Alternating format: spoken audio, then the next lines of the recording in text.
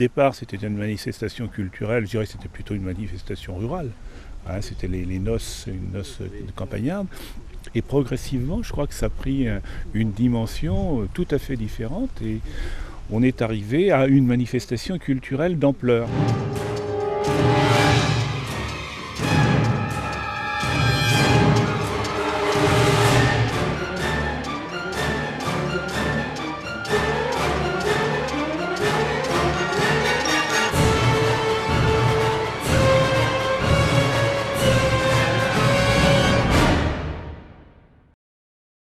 Tout ce qui bouge sur un territoire de Loire-Atlantique eh bien, fait bénéficier tout le territoire du département.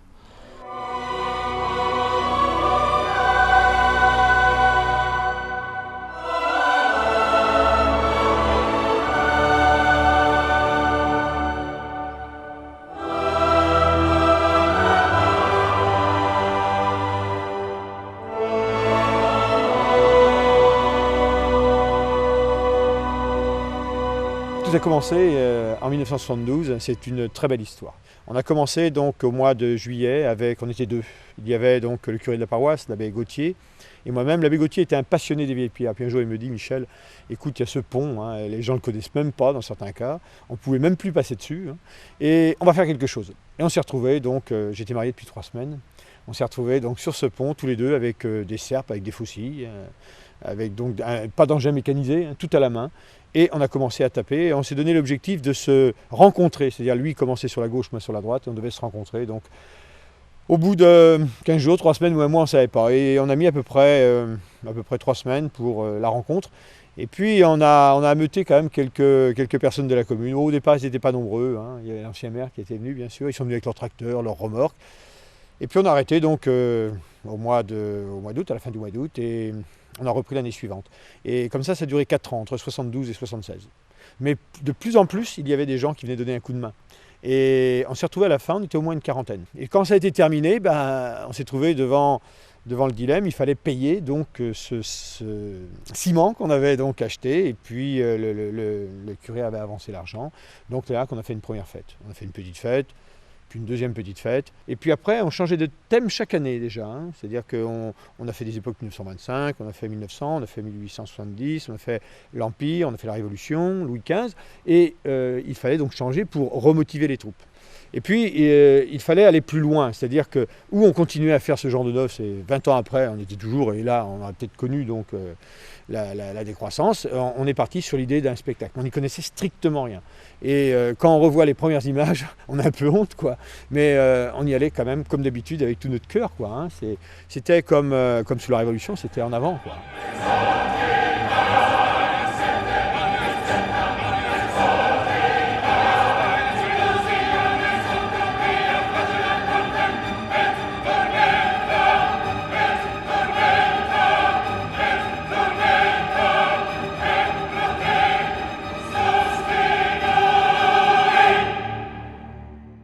Transmission, je crois, a eu le mérite de porter haut le nom de Trans-sur-Erdre à travers le département et au-delà. C'est une image dynamique de la population qui s'est impliquée dès l'origine du spectacle, qui continue de s'impliquer bien évidemment. Et donc eh bien, ça nous donne une notoriété à travers tout le département. Les gens savent où se trouve Trans-sur-Erdre.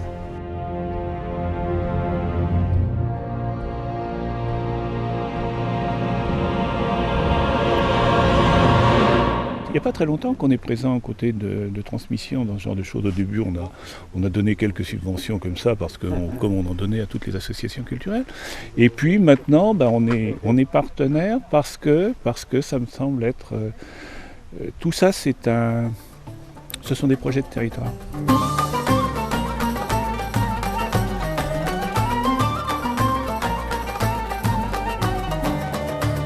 Il faut qu'il y ait une vraie indépendance entre les projets culturels et les volontés politiques, parce qu'autrement je crois que ça ne marche pas. Donc quel que soit le sujet, je crois qu'on soutiendra cette initiative avec tout ce qu'on y connaît, puisqu'il y a effectivement tout ce projet social, tout ce projet d'insertion. Je crois que déjà c'est exemplaire à ce titre-là. Et puis deuxièmement, on voit bien que ça attire un grand nombre de spectateurs qui viennent d'ailleurs. Donc c'est quelque part quelque chose qui promeut le pays d'Ancenis, donc forcément qu'on ait un regard attentif là-dessus.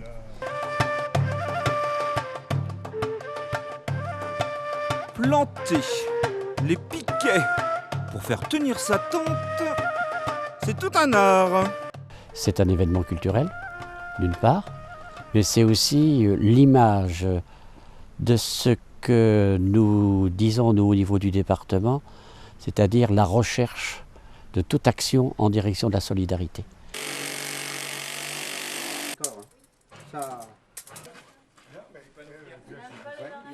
On va passer du stade de l'animation en milieu rural à une autre réflexion, à savoir, autour de nous, il y a des gens qui n'ont pas de boulot, des jeunes en particulier, donc on doit faire quelque chose, parce que nous, l'association, c'est un loisir, c'est un plaisir. Donc par rapport à ça, on devait faire quelque chose pour ces gens-là. Et c'est là que l'association a pris le virage social. Et en une dizaine d'années, on a accueilli à peu près une centaine de jeunes et de moins jeunes dans des contrats TUC, des contrats PLIF, donc des contrats aidés. Et en 96, deuxième temps important, on a créé donc 2 chantiers d'insertion avec une association intermédiaire qui est devenue Ardent-Loire Insertion maintenant. Et là, ça a été vraiment, j'allais dire, l'engagement total sur le plan social.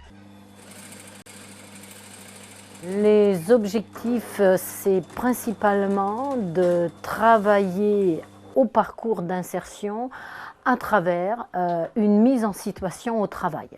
Cette mise en situation au travail permet de retrouver un rythme, permet de retrouver des gestes professionnels, d'élargir ces gestes professionnels pour aller se rapprocher du rythme de l'entreprise.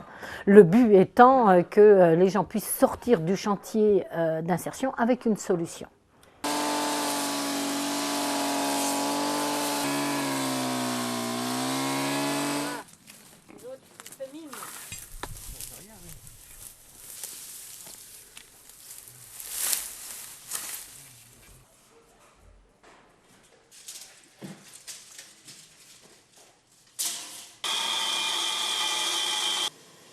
Notre base, c'est de fabriquer les décors donc, du spectacle.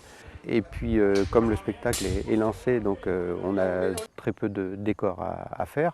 Et donc, on fait de la rénovation de petits bâtiments, de petits ouvrages, soit des fours, des puits, des crépis de vieux bâtiments.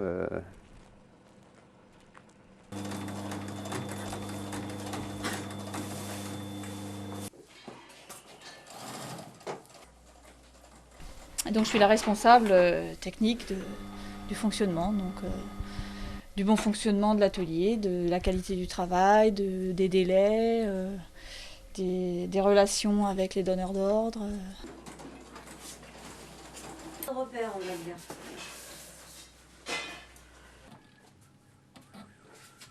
Pour la première, en 2006, on en a fabriqué 250, et puis on en a restauré 50, à peu près du précédent spectacle.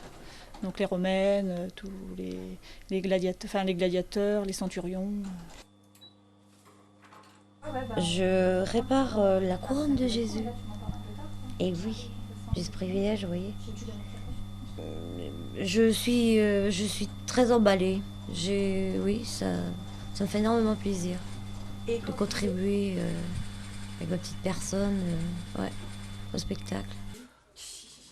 On a à peu près entre 40-45% de solutions trouvées à la fin du chantier. Des solutions soit en matière d'emploi, soit en matière de formation ou en matière de solutions santé. Il faut savoir que la problématique de départ qui revient souvent sur nos chantiers, c'est la problématique santé. Les gens en difficulté, c'est l'affaire de tous. Même si on est dans un bassin d'emploi où on a plus de 25 000 personnes qui travaillent sur le secteur d'Ancenis, on a quand même plus de 2500 personnes qui sont en difficulté. Transmission, je pense que pour nous, c'est un formidable chantier. Je sais pas, c'est peut-être parce que je crois que le spectacle, c'est un fil conducteur de toute une région. Moi, je suis arrivée dans le chantier d'insertion parce que, étant érémiste, divorcée, j'avais plus de travail et je suis arrivée ici. Mais c'est vrai que ça m'a fait très mal d'être dans un chantier d'insertion parce que le mot me gênait énormément. Mais maintenant, je dis aux gens qu'il ne faut pas en avoir honte parce que quand on veut, on s'en sort. C'est ce qui m'est arrivé, je m'en suis sortie, je me suis battue. Il faut dire aux filles aussi et aux garçons qu'il ne faut pas avoir honte. Et quand on te donne cette chance d'arriver dans un chantier pour t'en sortir, il ne faut surtout pas passer à côté. Parce que si tu passes à côté, alors là, tu passes à côté de plein de choses et tu ne peux plus t'en sortir.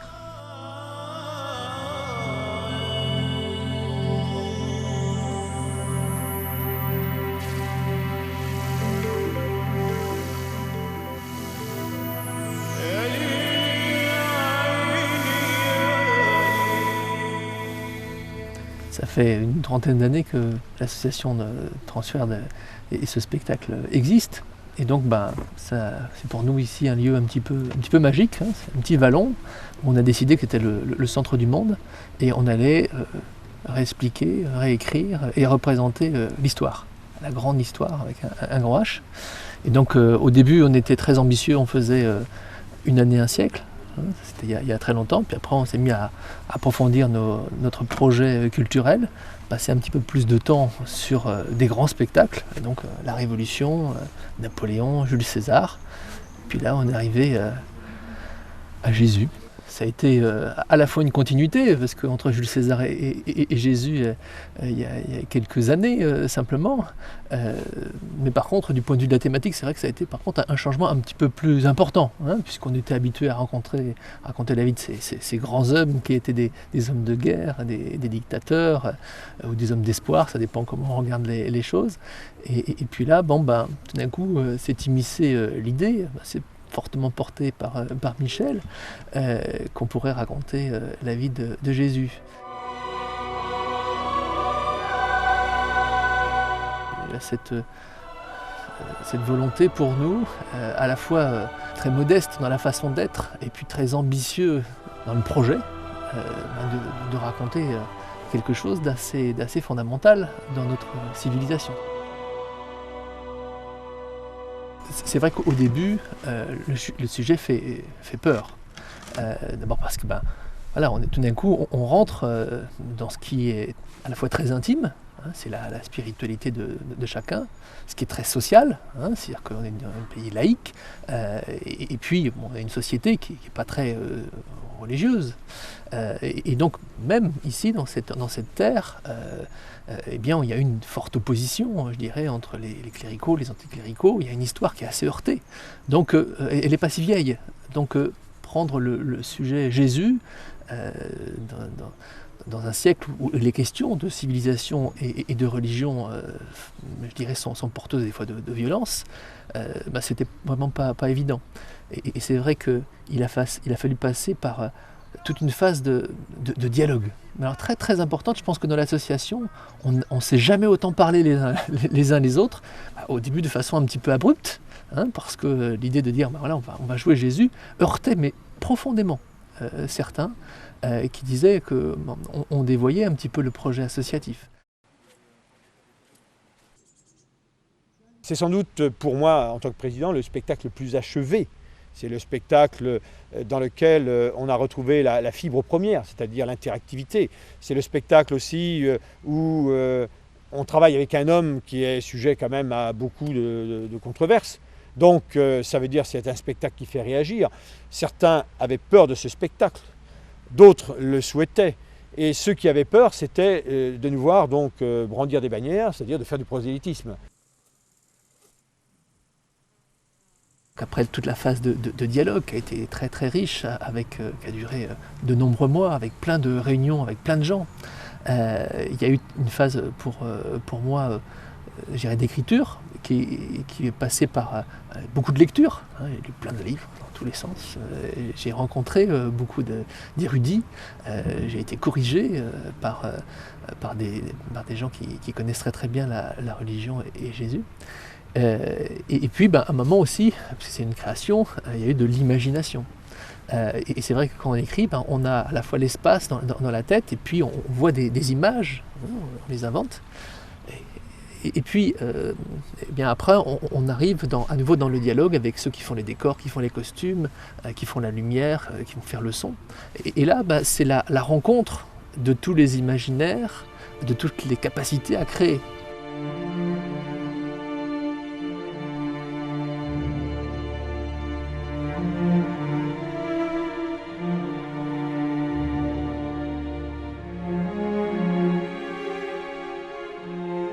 Un décor, bon, ça part d'une idée, des fois même très farfelue, puisqu'on partait des fois de temps en temps dans des délires un petit peu explosifs, on va dire. Et ça nous a amené donc, à concevoir des décors, je dirais, hors du commun, assez grandioses. Donc en partant d'idées simples au départ, en regardant les livres, en regardant des illustrations, en regardant aussi ce qui existe aujourd'hui en termes de monuments. Et donc après, on les remet à l'échelle. On travaille d'abord sur des petites maquettes, et puis après sur des dessins à l'échelle, et puis ensuite à la réalisation finale. Mais la difficulté de ça, en réalité, c'est que chaque décor est un prototype. Donc on y passe beaucoup de temps. Ce qui marche sur le papier ne marche pas toujours dans la réalité. Et c'est pour ça que parfois, il nous faut 1 an, voire 2 ans pour mettre au point certains décors, comme on a pu le voir, le décor du Grand Temple, donc un décor mobile en 3 éléments.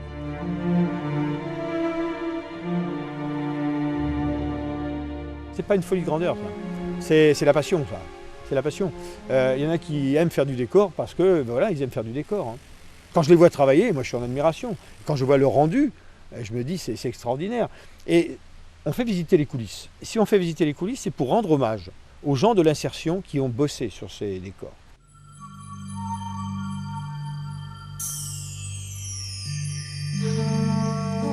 Sur la partie basse, on doit être aux environs de 10 et sur la partie haute, on peut tourner à 5 ou 6. Ça fait 15-16 machinistes.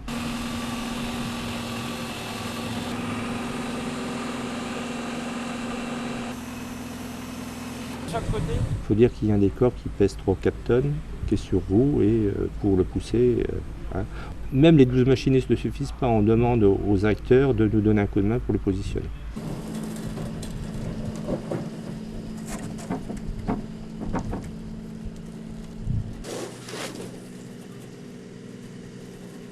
Dans les spectacles précédents, la bande son était divisée en 2. Il y avait une bande musique et une bande de paroles. Cette année, on a une seule bande et elle se déroule, c'est elle qui donne le rythme du spectacle. C'est-à-dire qu'on n'a pas le droit, nous, de partir en retard sur une scène. Autrement, on voit le machiniste ou alors le décor est mal positionné ou il n'est pas allumé.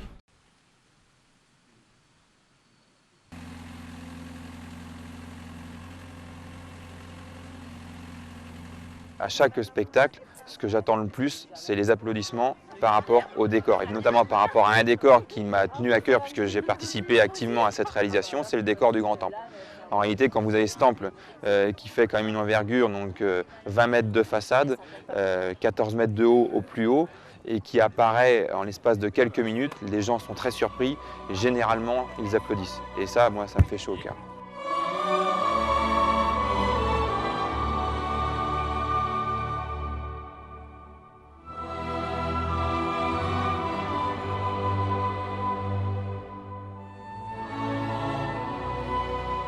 Pour mon spectacle, je fais Jésus à 16 ans, c'est mon seul rôle principal, on va dire, entre guillemets, où je parle. Autrement, je suis accessoiriste aussi avec Paul Grimaud, le responsable. Donc c'est moi qui mets en place la plupart des accessoires sur le terrain, avec l'aide de un peu tout le monde.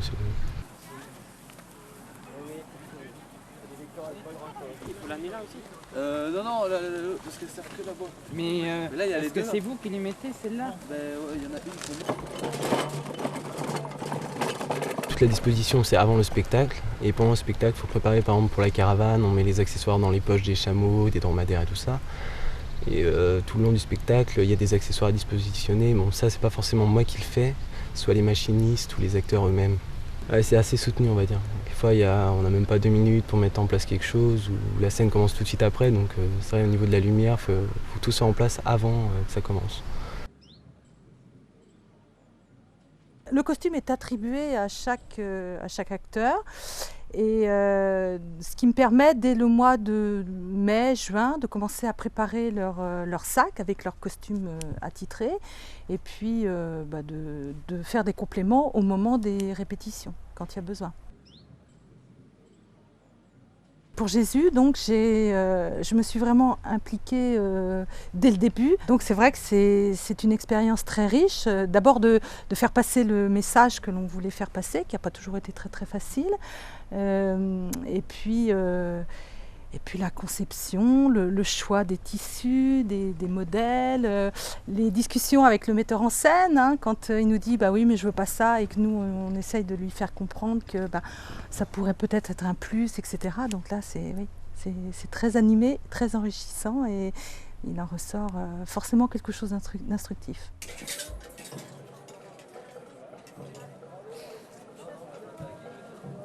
Je me suis trouvé curé de la paroisse ici, enfin des environs, et donc il se passe un événement, enfin des choses comme ça, j'y participe, je viens voir. Hein. Et j'ai participé à l'Assemblée Générale, donné un coup de main d'abord, enfin au montage et démontage. Je n'avais pas du tout prévu faire partie du spectacle et tout d'un coup on me dit qu'on me donnait ce rôle-là. Après à la fin de l'Assemblée Générale, j'ai dit à Michel, enfin moi j'ai jamais vu, oh oui, c'est pas compliqué, tu vas bien faire ça. Alors c'est comme ça que j'ai commencé et je suis venu de façon très très régulière et oui, j'ai continué.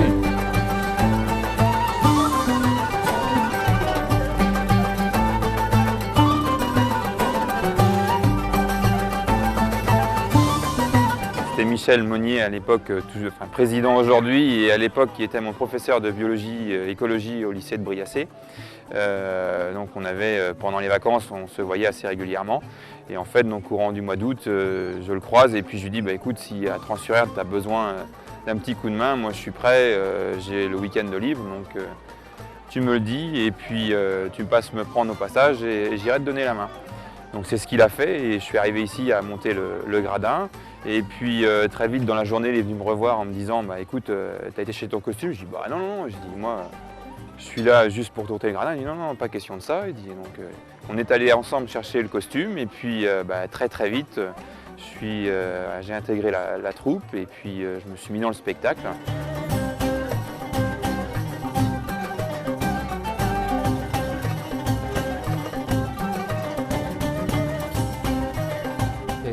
Importante du spectacle, c'est qu'on voulait que les disciples, tous ceux qui étaient autour de Jésus, ils soient comme nous. On ne voulait pas des érudits, des gens qui comprennent tout. Au contraire, on voulait des gens qui nous ressemblent. C'est-à-dire que lorsque c'est strictement humain, on partage par exemple, voilà, ils sont disponibles. Mais lorsque c'est très symbolique, qui est comme nous, ils ne comprennent pas, quoi. J'avais comme ça écrit un Thomas qui croyait à rien, qui était plutôt blagueur, très terre à terre. Mais c'est vrai que c'est le jour où il a été interprété par Pascal que tout d'un coup, voilà, c'était vraiment ce que je voulais. Et puis vraiment, je suis très très content de la distribution de tout le groupe qui est Jésus et tous ceux qui sont autour, parce que ils ont amené leur chair, leur expérience, leur personnalité. Et je crois que c'est une des plus belles réussites du spectacle.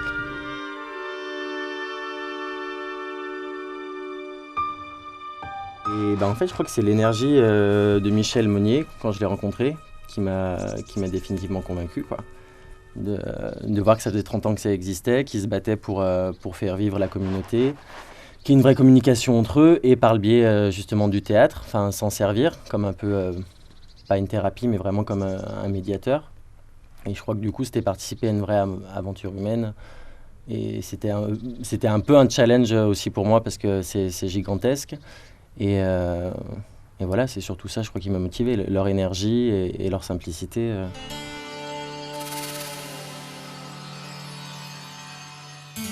En effet, l'heure est venue.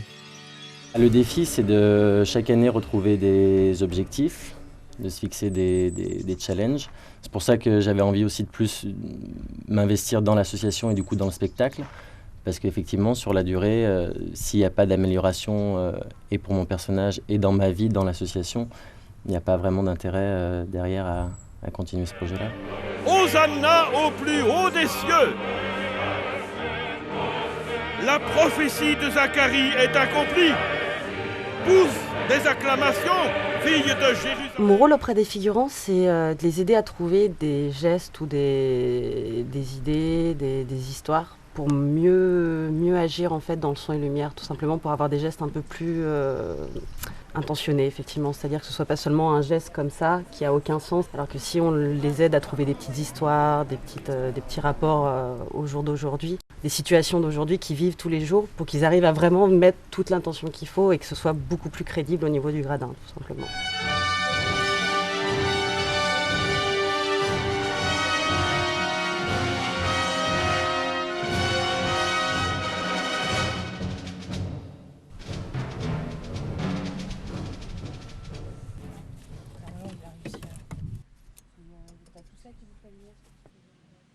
quand on arrive dans l'association, on découvre des choses. Je suis arrivé, j'étais jeune en plus, j'avais 17 ans.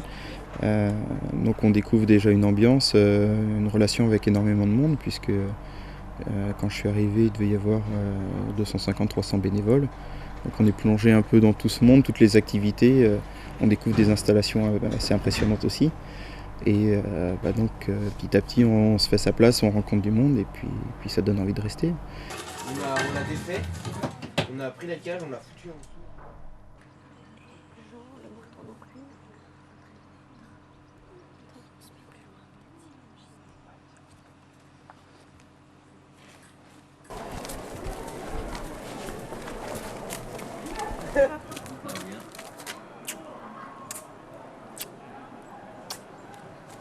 Ouais, ça va. Dans ma vie professionnelle, je suis commercial. Donc la partie décor m'intéresse évidemment, la partie technique aussi. Mais par contre, ce qui m'intéressait aussi, c'est que l'important c'est de faire les décors, mais l'important aussi c'est que les gens viennent les voir. Donc c'est là qui m'a poussé un petit peu à prendre une activité plus commerciale aussi dans l'association et donc du coup prendre la place, de vice-président et donc essayer de trouver aussi des moyens pour prospecter, pour ramener des spectateurs, pour améliorer l'accueil, pour que les gens aient vraiment envie de venir et puis travailler et sur la communication et sur la commercialisation de ce produit.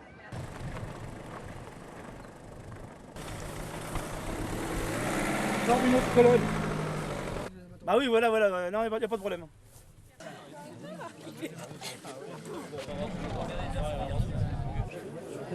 Le premier billet il a été acheté une semaine pratiquement après la fin du spectacle 2006. C'est-à-dire que le 15 septembre, j'avais déjà vendu une dizaine de billets pour le spectacle, ce qui était totalement exceptionnel par rapport au spectacle comme Jules César ou Napoléon antérieurement. Donc c'est vrai qu'il y a un engouement, et il semble y avoir une attirance pour ce spectacle vers Jésus. Là. Et c'est vrai qu'on vend des billets très tôt.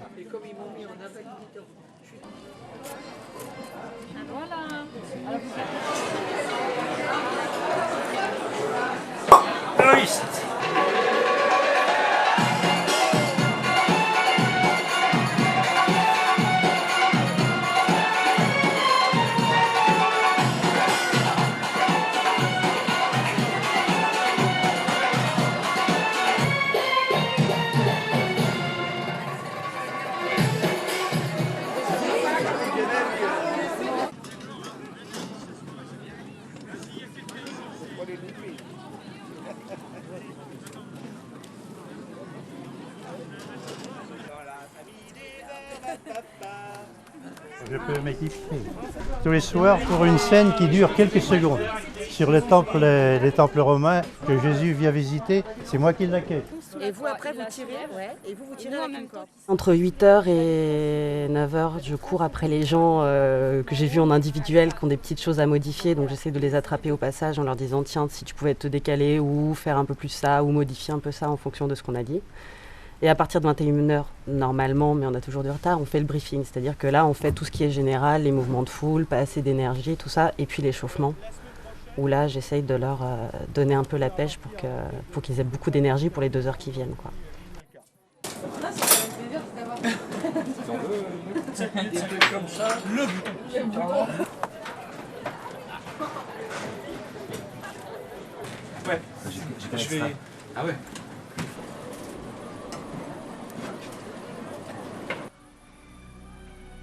Pierre, j'ai peur que cela tourne mal. Observe avec moi. Les gardes du temple sont plus nombreux qu'hier, et le groupe près des marches, ce ne sont pas des pèlerins, mais des vauriens à la solde des prêtres. Il y a l'aspect convivialité qui est quand même assez fort là, au niveau de l'association. Avant spectacle, il y a toute la mise en place. La seule chose, c'est que ça prend pas mal de temps. C'est de l'investissement aussi. Et puis après spectacle, c'est que du bonheur une fois qu'on a réussi à faire tout ce qu'on voulait et puis qu'on passe du bon temps avec tous les gens de l'association.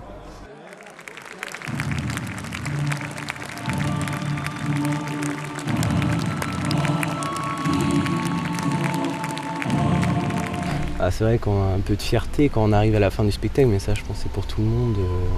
Quand les gens se lèvent, surtout cette année, c'est vrai que c'est impressionnant, et puis c'est le meilleur remerciement qu'on peut avoir en faisant tout le travail qu'on fait. C'est vrai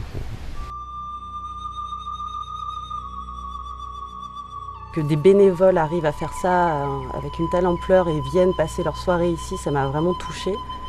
Enfin, ils consacrent beaucoup de leur temps, de leur énergie à venir. C'est pas évident de rester en répétition la nuit, il fait froid, il pleut. Et enfin, je me suis dit, c'est incroyable, il y a tellement de professionnels qui ne le font pas et il y a des bénévoles qui le font. Ce qui se passe à Trans-sur-Erdre, c'est non seulement intéressant, mais c'est l'image de ce qui doit se produire parce que si on défend bien là où on habite, on défend tout notre département et notre département qui est le dixième destination touristique. Bien, notre ambition, c'est de le faire avancer, de le faire progresser encore. C'est plus une leçon de vie, quoi, bizarrement. Enfin, bizarrement.